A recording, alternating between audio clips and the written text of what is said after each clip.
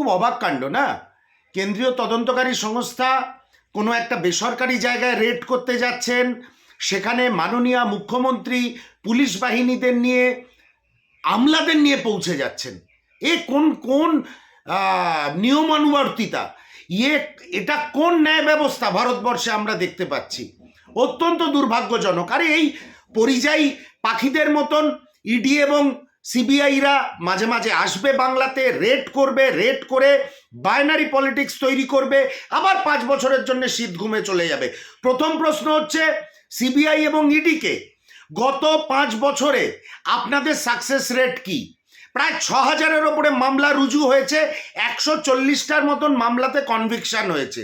এই হচ্ছে আপনাদের ট্র্যাক রেকর্ড। এরপরেও আপনারা তদন্ত করুন।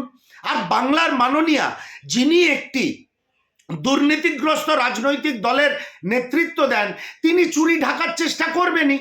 কিন্তু আমি সিবিআই এবং ইডিকে প্রশ্ন করছি, কালকে ঠিক একইভাবে আমার মতন একজন সাধারণ মানুষ যদি আপনাদের সামনে যেত, আপনাদের সামনে গিয়ে ফাইল, হার্ড ডিস্ক, ল্যাপটপ এগুলি বার করে আনার চেষ্টা করত, তাহলে আপনারা কি চুপ করে বসে থাকতেন, না আমাকে গ্রেপ্তার করতেন?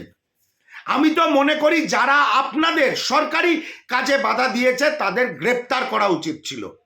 কোন ইশারার অপেক্ষায় সিবিআই এবং ইডি অপেক্ষা করছিল? কে ইশারা দিলে তবে আপনারা এই ধরনের সঠিক পদক্ষেপ কোনোদিন নেবেন? আমি এই কাজটা আমি করলে আপনারা তো অপেক্ষা করতেন না, সঙ্গে সঙ্গে আমি গ্রেপ্তার হতাম।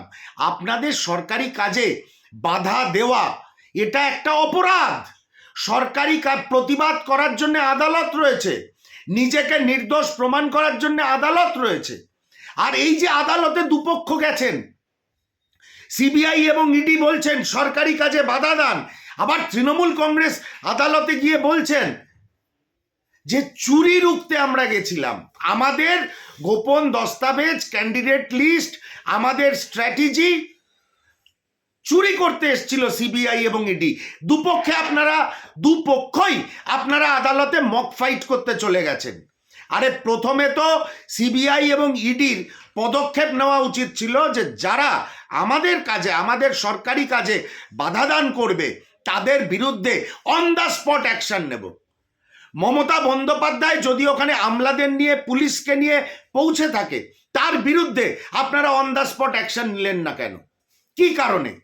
এরপরে যদি বাংলার মানুষ বলে, বাকি রাজনৈতিক দলগুলো বলে যে এই টোটালটাই একটা পারসেপশন ক্রিয়েট করার লড়াই হচ্ছে, একটা বাইনারি পলিটিক্স তৈরি করার লড়াই হচ্ছে, তারা কি ভুল বলবে?